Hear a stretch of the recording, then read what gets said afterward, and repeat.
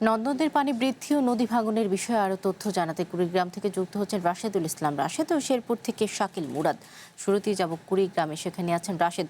রাশেদ, ধরলা, দুধকুমার, ব্রহ্মপুত্র ও তিস্তা নদীর পানি বিপদসীমার ঠিক কতটা কাছাকাছি অবস্থান করছে, আর চরাঞ্চল ও নিম্নাঞ্চলের নতুন কোনো এলাকা আর প্লাবিত হয়েছে কিনা জানাবেন।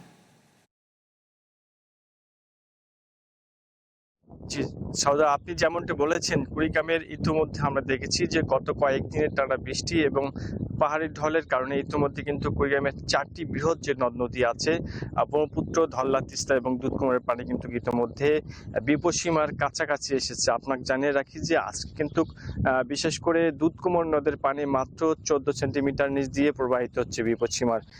এছাড়া আপনাকে জানিয়ে রাখি যে তিস্তার পানি কিন্তু 36 সেন্টিমিটার নিচ দিয়ে প্রবাহিত হচ্ছে এবং ব্রহ্মপুত্রের পানি কাছাকাছি চলে এসেছে, ভয় জাগাচ্ছে সেখানকার বিশেষ করে নদী তীরবর্তী মানুষদেরকে। কারণ হচ্ছে ব্রহ্মপুত্রের পানি সহজে কিন্তু কমে না, কারণ হচ্ছে এখানকার পানি ধীরে ধীরে বৃদ্ধি পায় এবং সেখানকার পরিস্থিতি কিন্তু ক্রমান্বয়ে সেখানকার পরিস্থিতি অবনতির দিকে যায়। আপনাকে একটি বিষয় জানিয়ে রাখি যে কুড়িগ্রাম পানি উন্নয়ন বোর্ড যেটি বলছে যে এই পরিস্থিতি আগামী 48 ঘন্টা অব্যাহত থাকবে। আমি একটু দেখানোর চেষ্টা করি। আমার পিছনের যে এলাকাটি আছে এটি হচ্ছে কুড়িগ্রাম সদর উপজেলার যে ধল্লা ব্রিজ এলাকা আছে, এটি সেই এলাকার মধ্যেই।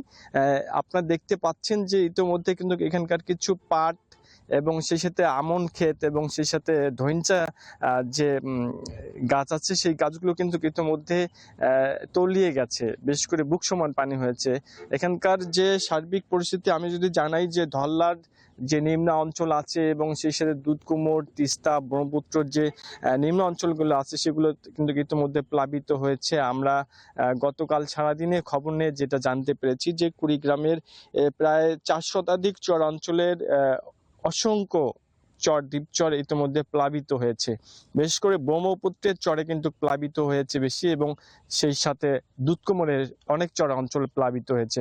আপনাকে ইতিমধ্যে জানিয়ে রাখি যে কুড়িগ্রাম পানি উন্নয়ন বোর্ড যেটি বলছে ইতিমধ্যে প্রায় 36টি পয়েন্টে নদী ভাঙন কিন্তু শুরু হয়েছে ব্যাপকভাবে।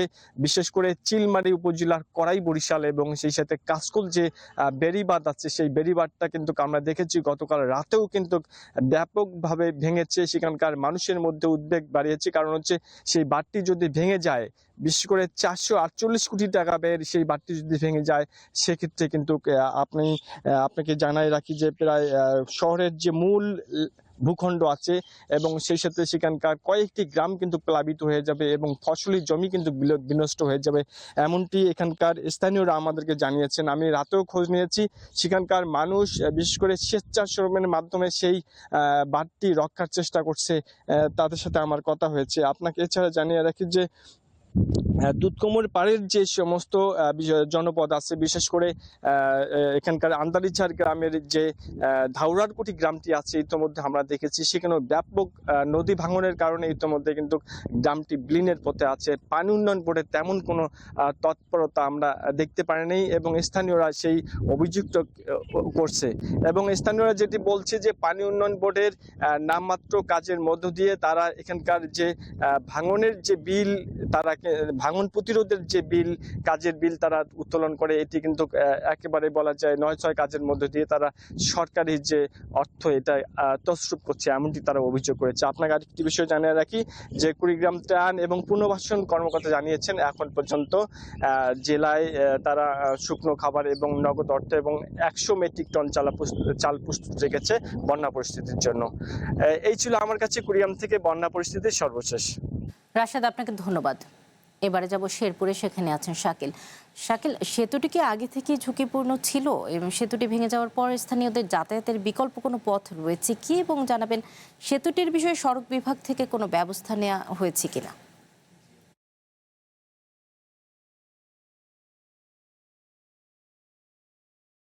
সদা আসলে 2020 সালে কিন্তু এই এই, নালিতাবাড়ি উপজেলার যে দক্ষিণ সন্ন্যাসী ভিটা যে এলাকাটি রয়েছে, এলাকায় কিন্তু যে স্টিলের ব্রিজটি, এটা আসলে ঝুঁকিপূর্ণ, খুব একটা ঝুঁকিপূর্ণ ছিল না বলে এলাকাবাসী জানিয়েছে। তবে এর আগেও যে পাহাড়ি ডল এসছে সেটি কিন্তু আসলে ওভারফ্লো করে, অর্থাৎ ব্রিজের উপর যে আসলে প্রবাহিত হয়েছে।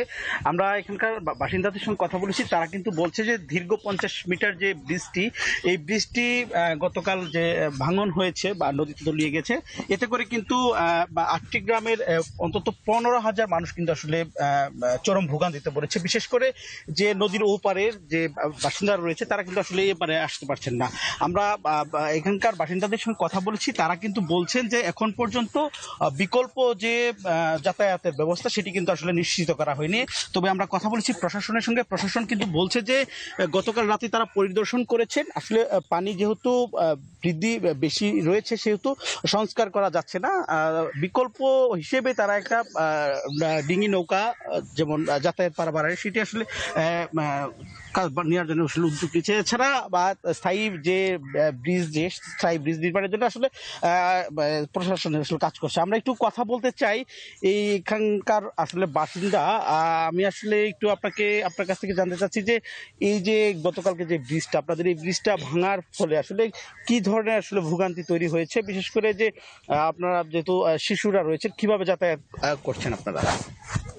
আমরা তো যাতায়াত করবো পাইতেছি না, না উপরে মাদ্রাসা আছে, স্কুল আছে, লোকজন পারাবার হইতেছে না, ইমরাতে মারা যাইতে পারতেছে না। না আমরা কিভাবে যাবো? অনেক ছেলে মেয়ে তো অনেক, স্কুল মাদ্রাসায় যাতায়াত করবার হইতেছে না, কিছু না, আমরা তো আটকে রয়েছি, বুঝছেন না? তা না এটা ব্যবস্থা করেন, কিভাবে আমরা পারবো, কিভাবে যাতায়াত করবো, এটা আপনারা ব্যবস্থা করে দেন। অন্তর লোকজন আটকে রয়েছে।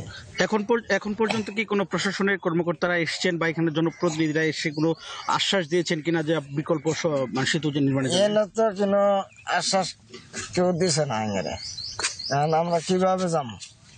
তাহলে এটা ব্যবস্থা আপনারা করবেন।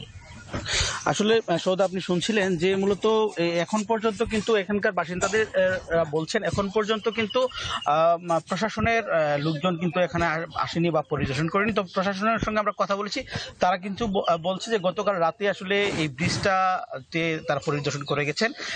যেহেতু মানে পানি বৃদ্ধি থাকার ফলে কিন্তু আসলে সংস্কার করা যাচ্ছে না। প্রশাসনের পক্ষ থেকে আমাদেরকে জানানো হয়েছে খুব দ্রুতই পানি নেমে গেলে খুব দ্রুতই আসলে ব্রিজটি সংস্কার করে যে 8টি গ্রামের 15,000 মানুষের যাতায়াত, সেটি আসলে নিশ্চিত করা হবে। এছাড়া স্থায়ী ব্রিজ নির্মাণের জন্য তারা ঊর্ধ্বতন কর্মকর্তার সঙ্গে কথা বলে প্রয়োজনীয় ব্যবস্থা নিবে। সদাই ছিল আমার কাছে শিল্প থেকে সর্বশেষ তথ্য। শাকিল, আপনাকে ধন্যবাদ।